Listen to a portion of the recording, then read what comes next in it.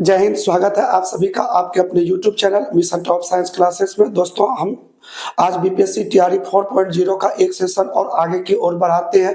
इससे पहले हम लोग वीडियो में केमिस्ट्री का जो टॉपिक था उसमें हम लोग परमाणु और अणु वाले चैप्टर में हम लोग पहुंच चुके थे नील्स बोर का एटॉमिक स्ट्रक्चर तक, और वहां तक हम आपको पूरी तरीके से पार्ट 2 वीडियो में क्लियर कर चुके हैं। आज हम लोग उससे आगे के बारे में जो भी टॉपिक है उसको हम लोग लेकर के चलिए तो बढ़ाते हैं सेशन को आगे और देखते हैं हम लोग आज क्या पढ़ने वाले हैं। देखिए, आज हम लोगों का टॉपिक है क्या, संयोजकता और आयन। इसमें हम लोग सीखेंगे वैलेंसी एंड आयंस के बारे में। वैलेंसी क्या होती है और आयंस किस प्रकार से तैयार होता है।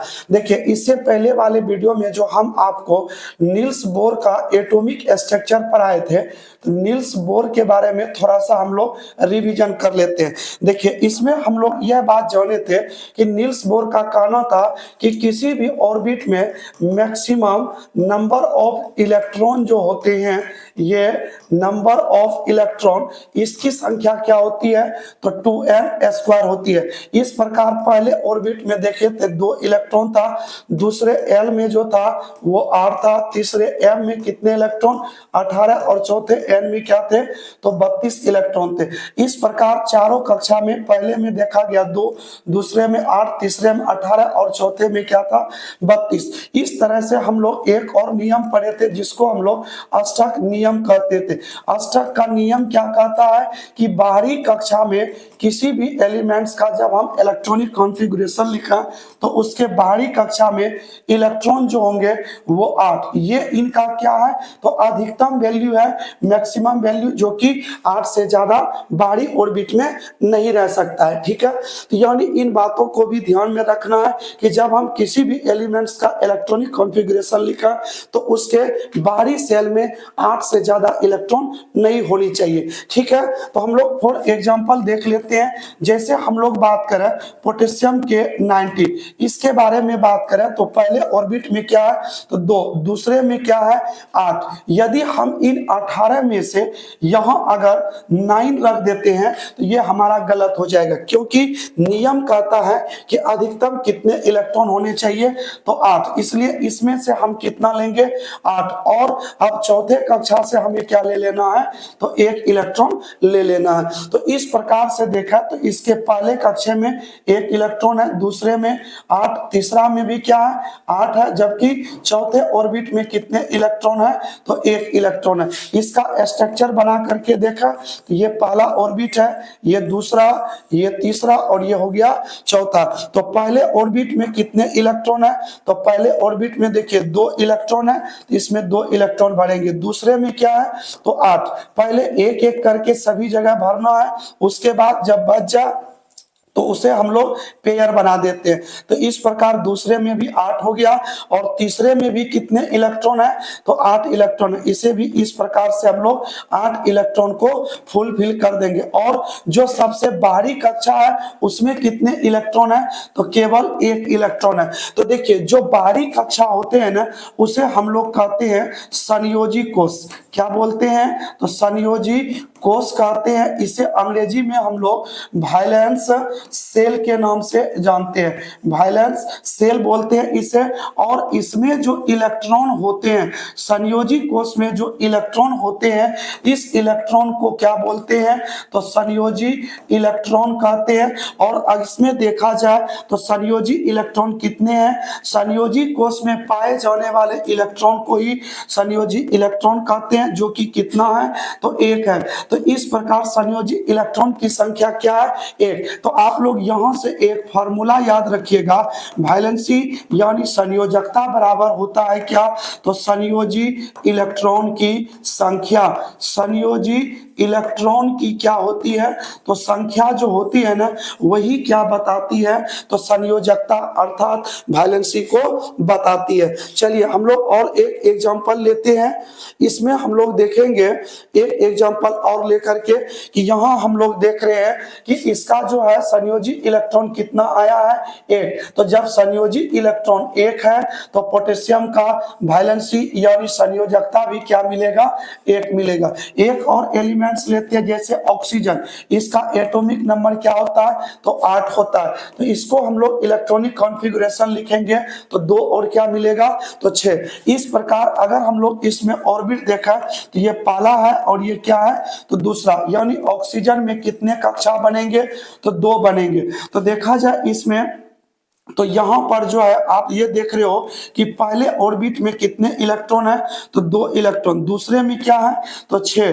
तो यहां पर हम लोग इसमें क्या भरेंगे, तो 6 इलेक्ट्रॉन को भर देंगे। देखिए पहले एक एक करके क्या करना है, इलेक्ट्रॉन को इसमें ज्ञान करना है, भरना है, और उसके बाद जब बच जाए तो उसे जोड़ा बनाना है। तो 5 हो गया और ये क्या हो गया, 6। तो यहां पर देखा जाए तो यहां पर ये जो है आपका बाहरी कक्षा, तो बाहरी कक्षा को हम लोग क्या बोलते हैं, तो संयोजी कोष कहते हैं। बाहरी कक्षा को क्या बोलते हैं, संयोजी कोष। और इस कोष में कितने इलेक्ट्रॉन हैं, तो इसमें कुल संयोजी कोष में जो है इलेक्ट्रॉनों की संख्या क्या मिल रहा है, तो 6 मिल रहा है। तो इसमें अगर हम लोग बात करें तो देखिए इसमें टोटल कितने इलेक्ट्रॉन ऐसे हैं जो कि अयुग्मित है, कहने का मतलब ऐसे कितने इलेक्ट्रॉन है जो जोड़ा में नहीं है। तो इसमें कितने इलेक्ट्रॉन ऐसा है जो जोड़ा में नहीं है, तो वो अयुग्मित इलेक्ट्रॉन की संख्या क्या है, तो 2 है। तो इसका मतलब है कि इसकी संयोजकता जो होगी वो क्या हो जाएगी, तो संयोजकता बराबर अयुग्मित इलेक्ट्रॉन की संख्या। तो देखिए जनरली रूप से इसमें ये जनरल फॉर्मूला के रूप में काम करता है। यहां जो आप ऊपर जो पढ़े कि संयोजी इलेक्ट्रॉन जो होते हैं ना वो वैलेंसी बताती है, तो ये इनका एक अस्थाई फॉर्मूला नहीं है। अगर हम लोग इनको जनरल फॉर्मूला की तरह यूज करें तो ये आपका सभी एलिमेंट्स के ऊपर लागू होता है। जैसे हम इसी पर आधारित और आपको बताते हैं। तो देखिए इसमें अयुग्मित इलेक्ट्रॉन कितने मिले आपको, तो 2। तो इसका मतलब ऑक्सीजन की संयोजकता क्या होगी, तो वो हो जाएगी क्या, 2। तो इनको आप लोग ध्यान रखिए। तो देखिए हम इसी के आधार पर एक और हम लोग एग्जांपल लेते हैं। जैसे हम लोग बात करें नाइट्रोजन N7 का, तो इसको हम लोग क्या लिखेंगे, 2 और क्या, 5। 2 और क्या लिखेंगे, 5। तो इसमें कितने कक्षा बनेंगे, तो 2 कक्षा बनेंगे। पहला कक्षा में कितने इलेक्ट्रॉन है, तो 2 इलेक्ट्रॉन है। और ये जो बाहरी है दूसरा, इसमें कितने इलेक्ट्रॉन है, 5। तो अभी आपको हम बताए कि कैसे भरना है। तो पहले एक एक करके चारों जगह रख देना है, जो बच जाए तब क्या बनाना है, तो जोड़ा बनाना है। तो देखिए ये जो आपका बाहरी सेल है, बाहरी कक्षा है, तो बाहरी कक्षा में इसे हम लोग क्या नाम देते हैं, तो संयोजी कोष नाम देते हैं। क्या नाम देते हैं, तो संयोजी कोष। तो इसके इलेक्ट्रॉन को ही हम लोग क्या कहते हैं, तो संयोजी इलेक्ट्रॉन बोलते हैं। जिसकी संख्या इसमें इलेक्ट्रॉन है कितने, तो 2, 3, 4 और 5। तो ये तो इनका संयोजी इलेक्ट्रॉन है, लेकिन इसमें अयुग्मित इलेक्ट्रॉन हमें देखना है। तो अयुग्मित इलेक्ट्रॉन जो है इसमें कितना है, तो 1, 2, 3 अयुग्मित इलेक्ट्रॉन है। देखिए ऊपर हम लोग एक फॉर्मूला लिखे हैं कि संयोजकता जो होती है ना वो क्या होती है, तो अयुग्मित इलेक्ट्रॉन की संख्या, अयुग्मित इलेक्ट्रॉन की संख्या। तो यहाँ अयुग्मित कितने इलेक्ट्रॉन है, तो 3। कहने का मतलब नाइट्रोजन की संयोजकता कितनी हो जाएगी, तो 3 हो जाएगी। ठीक है, तो इस तरीके से हम लोग वैलेंसी निकालते हैं। चलिए हम लोग आगे की ओर बढ़ते हैं। यहाँ से नेक्स्ट जो है हम लोग इसमें वैलेंसी निकालने सीख गए। अब हम दूसरे मेथड के अनुसार हम लोग इसकी संयोजकता निकालते हैं। एक तो ये आपका हो गया कि संयोजकता जो होती है इसके लिए जनरल फॉर्मूला क्या है, तो संयोजकता बराबर अयुग्मित इलेक्ट्रॉन की संख्या। तो अयुग्मित इलेक्ट्रॉन हम लोग कहाँ खोजते हैं, तो बाहरी सेल में कितने अयुग्मित इलेक्ट्रॉन है। तो हम लोग संयोजकता निकालने का सेकेंड मेथड को देखते हैं कि दूसरे विधि से हम लोग कैसे निकालते हैं।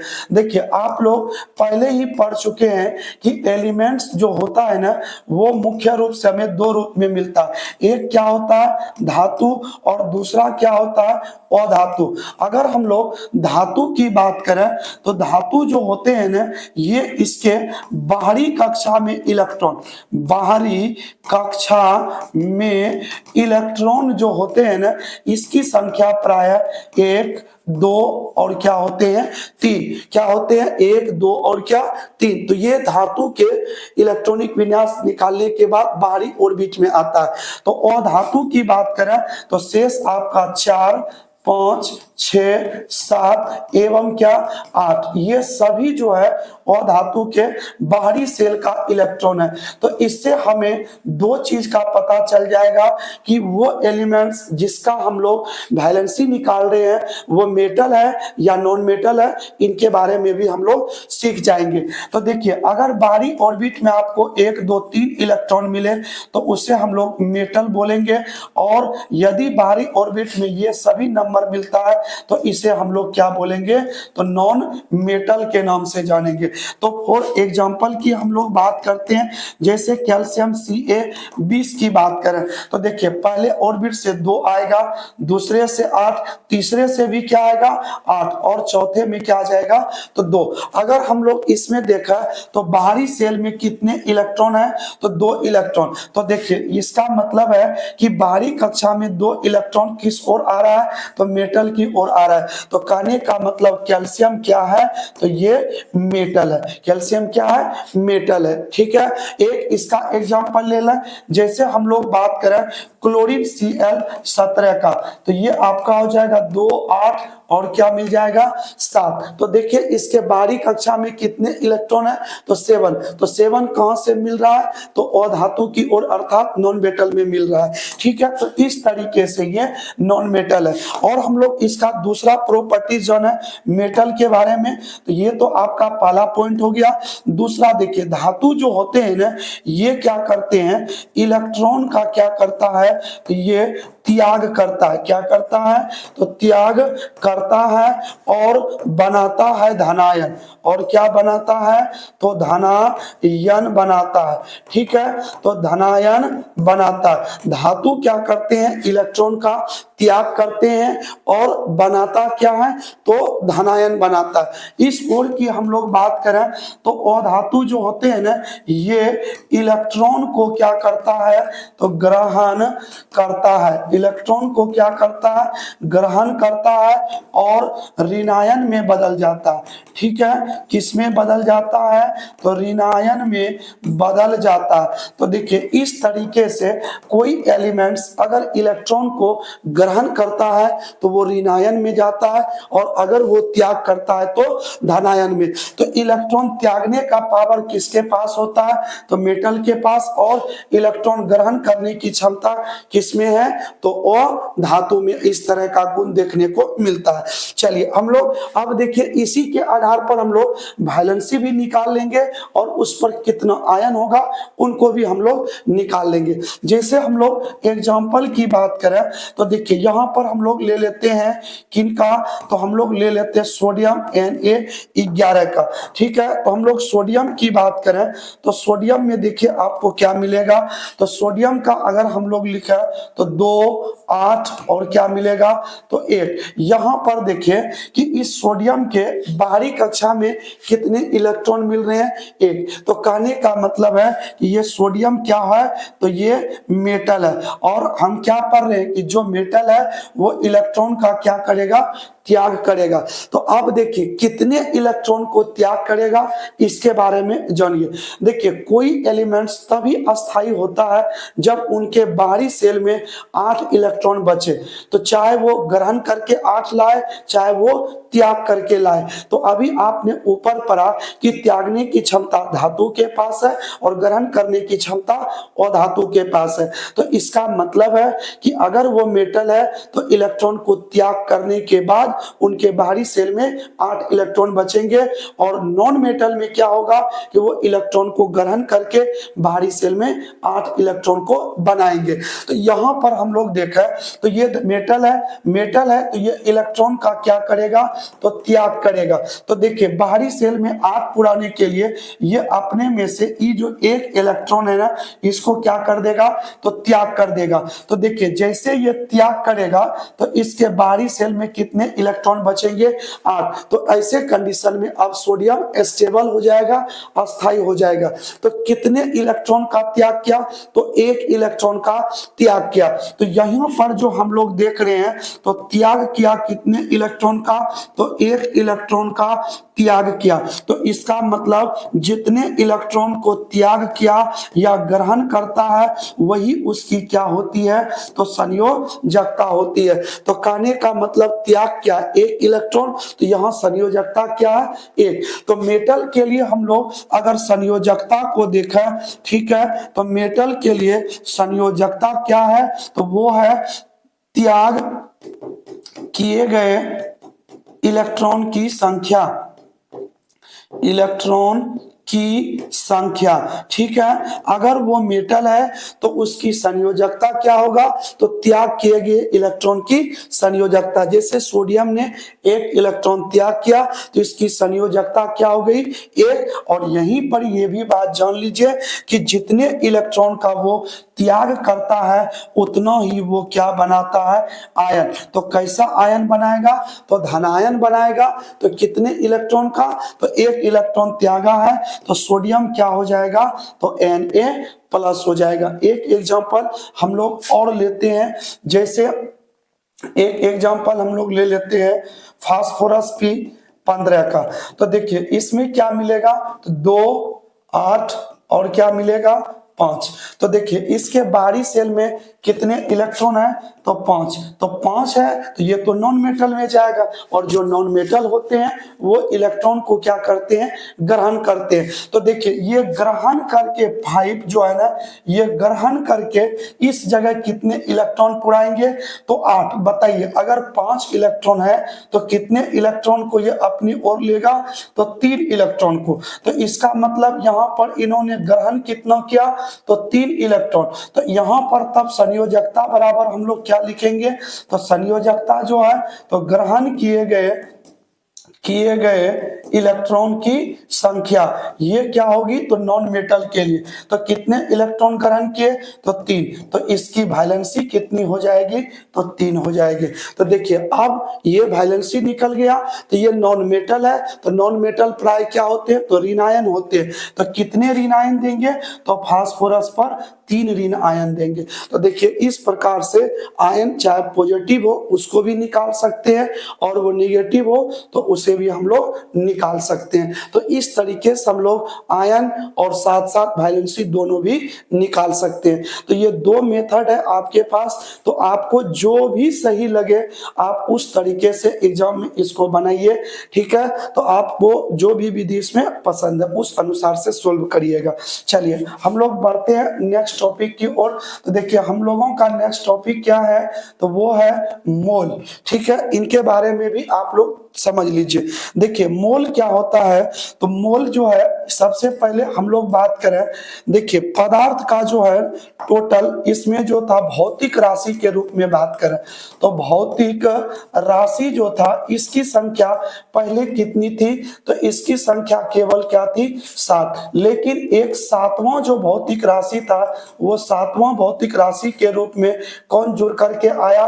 तो वो था कौन? तो पदार्थ का परिमाण, ठीक है। पदार्थ का परिमाण जो है ये नया आया और इसी का जो था आधारी मात्रक के रूप में कौन आया? तो वो कौन है? तो मोल है, ठीक है। ये पदार्थ का परिमाण का मात्रक क्या होता है? मोल। तो इस तरह से टोटल जो था भौतिक राशि में ये कैसा है? तो आधारी राशि, ठीक है।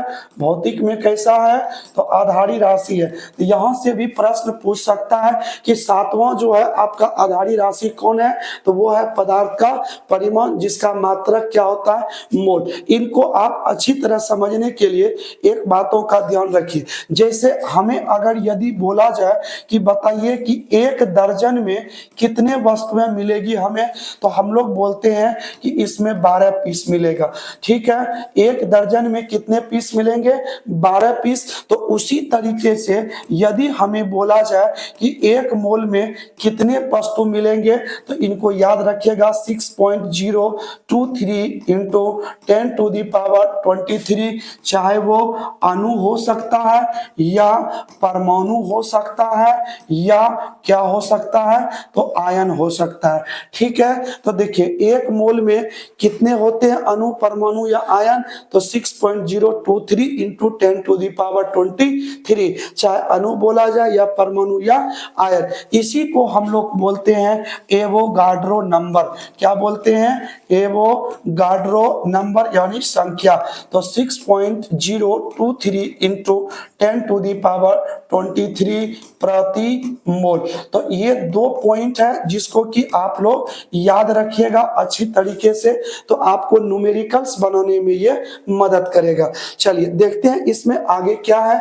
देखिए मोल क्या होता है, ये मोल जो होता है ये आपका कोई तत्व हो तो उनका भी निकाल सकते हैं, कोई यौगिक हो तो उनका भी हम लोग निकाल सकते हैं, दोनों का मोल ज्ञात हो सकता है। देखिए हम लोग पहले तत्व के बारे में जानते हैं। देखिए तत्व का जो परमाणु द्रव्यमान होता है, परमाणु द्रव्यमान जो होता है, ठीक है, वो किसके बराबर होता है, तो वो 1 मोल के क्या होता है, बराबर होता है।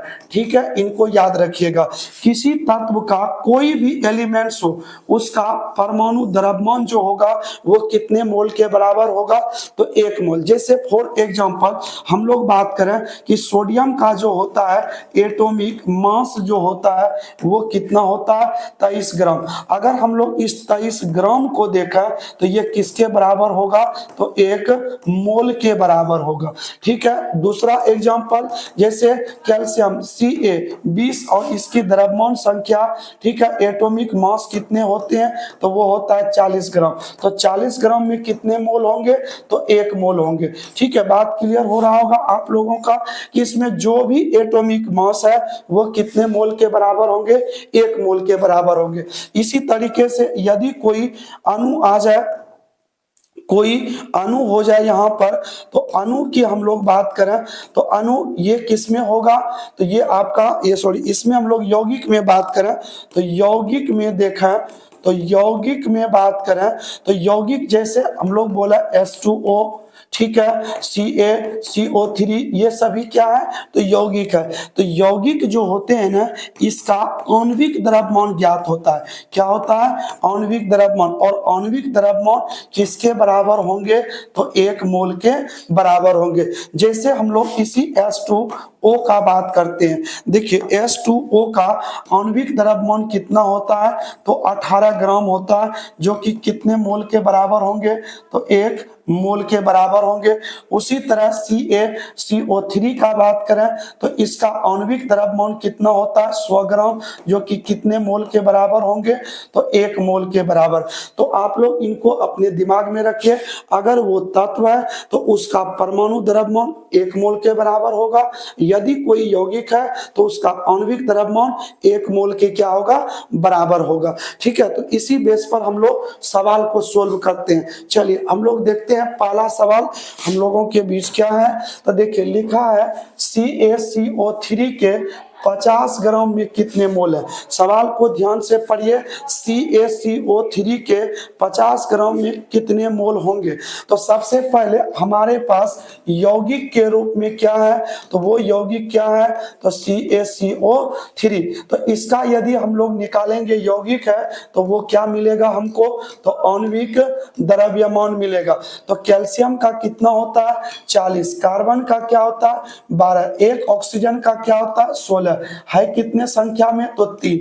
40 प्लस 12 प्लस 16 गुने 3 क्या हो जाएंगे, 48। सबको जोड़िए कितने निकलेंगे, तो 100 ग्राम। तो अभी हम आपको ऊपर बताए थे कि जो आणविक द्रव्यमान होता है ना, वो 1 मोल के क्या होते हैं, तो बराबर होते हैं। तो आणविक द्रव्यमान कितने हैं, तो 100 ग्राम।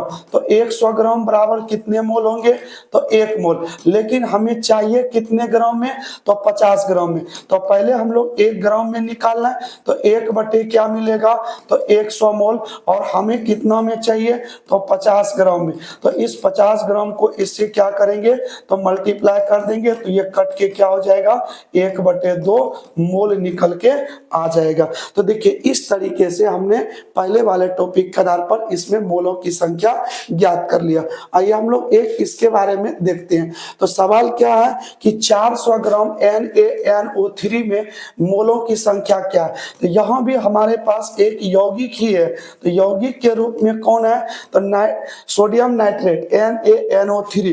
तो इसका निकलेगा क्या, तो आणविक द्रव्यमान ज्ञात होगा। ठीक है, तो आप लोग बताएं कितना होगा इसका आणविक द्रव्यमान। तो सोडियम का क्या हो जाएगा, तो 23, नाइट्रोजन का क्या हो जाएगा, 14, एक ऑक्सीजन का 16, और हाई कितने, तो 3। तो 23 प्लस 14 प्लस 16 गुने 3, ये हो जाएंगे आपका 48, 8 4 12, 3 15, 1 5, 1 6 2 8, ये टोटल कितने ग्राम मिलेंगे, तो 85 ग्राम। देखिए 85 ग्राम जो ये आणविक द्रव्यमान निकला, ये कितने मोल के बराबर होंगे, तो 1 मोल के बराबर। तो 1 मोल हो गया किसके बराबर, तो 85 ग्राम। इसलिए 1 ग्राम इक्वल टू क्या मिलेगा, तो 1 बटे क्या, 85, इतना मोल। और उनके बाद हमें चाहिए क्या, तो 400 ग्राम में। तो 400 ग्राम में कितना हो जाएगा, तो 1 बटे 85 गुने क्या, तो 400। तो 400 बटे में आपका हो जाएगा क्या, तो 85, 5 से काटिए 17, 5 से काटिए कितने हो जाएंगे, 80। तो 80 बटे क्या हो जाएंगे, 17। तो इसको आप सोल्व करिए, जितने भी पॉइंट में आएंगे तो उतना क्या हो जाएगा, तो मोल हो जाएगा। ठीक है, तो देखिए इस तरीके से हम लोगों ने मोल निकालने के बारे में सीखा। तो इससे भी हम लोग आगे और कुछ न्यूमेरिकल्स लेकर के आएंगे नेक्स्ट वीडियो में। यदि आपको इसमें कहीं भी देखने में समझने में कोई परेशानी हुई है, तो आप पुनः एक बार रिवाइज करके इसको देख लीजिए, ताकि देखिए यहाँ से आपको एग्जाम में टीजीटी और पीजीटी दोनों में यहाँ से प्रश्न मोल को लेकर के आया हुआ है। इसीलिए यदि आप इनको क्लियर कर लेते हैं तो आगामी एग्जाम में आपका ये प्रश्न बिल्कुल ही नहीं छूटेगा। तो चलिए मिलते हैं नेक्स्ट वीडियो में, तब तक के लिए धन्यवाद, जय हिंद। आप लोग डेली शाम के 7 बजे बिहार जीके स्पेशल पढ़ रहे हैं, और सुबह के 7 बजे जो है आप लोग डेली साइंस का टॉपिक जो आता है, जैसे केमिस्ट्री, फिजिक्स और बायोलॉजी, सबसे टॉपिक आते रहता है। तो डेली सुबह 7 बजे साइंस सब्जेक्ट लेकर आते हैं, और शाम में बिहार स्पेशल जीके चलता है। ठीक है, तो आप लोग उस समय आकर के इस वीडियो को देख सकते हैं। चलिए मिलते हैं नेक्स्ट वीडियो में, तब तक के लिए धन्यवाद, जय हिंद।